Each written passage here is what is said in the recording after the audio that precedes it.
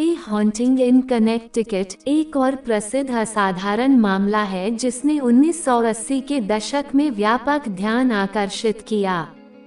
ये स्नेडेका परिवार के इर्द गिर्द घूमता है, जिन्होंने साउथहैम्पटन, कनेक्टिकट में अपने पूर्व घर में परेशान करने वाली अलौकिक घटनाओं का अनुभव करने का दावा किया था। यहाँ इसका विस्तृत विवरण दिया गया है। भूतिया 1986 में स्नेडेका परिवार, जिसमें कामिन और अला स्नेडेका और उनके बच्चे शामिल थे, साउथहैम्पटन, कनेक्टिकट में एक पुराने घर में चले गए। वे अपने बेटे के कैंसर के इलाज के लिए नजदीकी अस्पताल में सुविधाजनक स्थान की तलाश कर रहे थे। उन्हें इस बात का अंदाजा नहीं था कि उनका नया निवास एक काला और डरावना इतिहास रखता है। घर में बसने के कुछ ही समय बाद स्नेडेकास को अजीब घटनाएं नजर आने लगीं। विशेष रूप से कामेन को अक्सर आक्रामक असाधारण गतिविधि द्वारा लक्षित किया जाता था।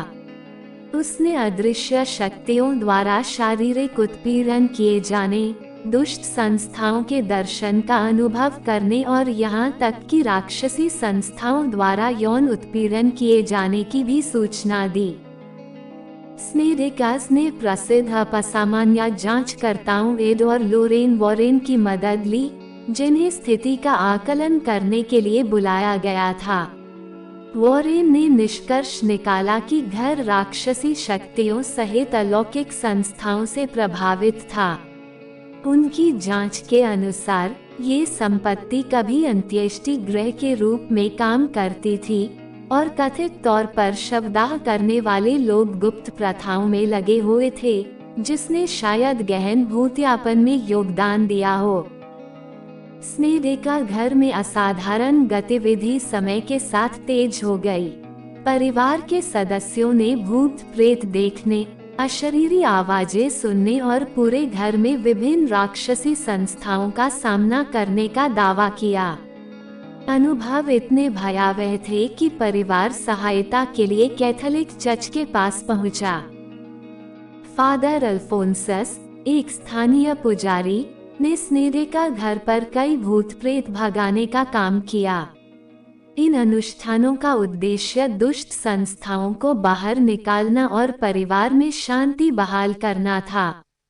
भूत भगाने की प्रक्रिया को तीव्र और भीषण बताया गया। पूरी प्रक्रिया के दौरान परिवार को शारीरिक और मनोवैज्ञानिक पीड़ा सहनी पड़ी। झाड़ फूंक के बाद स्नेडेका परिवार अपने भयावह अनुभवों को पीछे छोड़ते हुए घर से बाहर चला गया।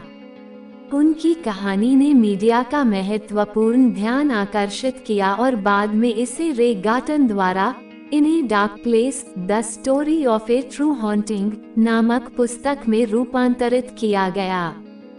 2009 में इस पर द हॉन्टिंग इन कनेक्टिकट नामक एक फिल्म भी बनाई गई, जिसने कहानी के कुछ पहलुओं को काल्पनिक बनाया। कई असाधारण मामलों की तरह ए हॉन्टिंग इन कनेक्टिकट में वर्णित घटनाएं बहस और संदेह का विषय बनी हुई हैं, जबकि कुछ का मानना है कि यह राक्षसी उत्पीड़न का एक वैध मामला है।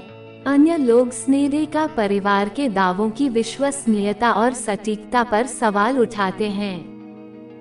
ये ध्यान रखना महत्वपूर्ण है कि असाधारण दावों की सत्यता का पता लगाना अक्सर मुश्किल होता है और व्यक्तिगत व्याख्याएं और मान्यताएं भिन्न हो सकती हैं। स्नेडेका परिवार के अनुभव उन लोगों को मोहित और साजिश करते रहते हैं जो असाधारण में रुचि रखते हैं, जिससे यह अलौकिक जांच के इतिहास में एक महत्वपूर्ण मामला बन गया है।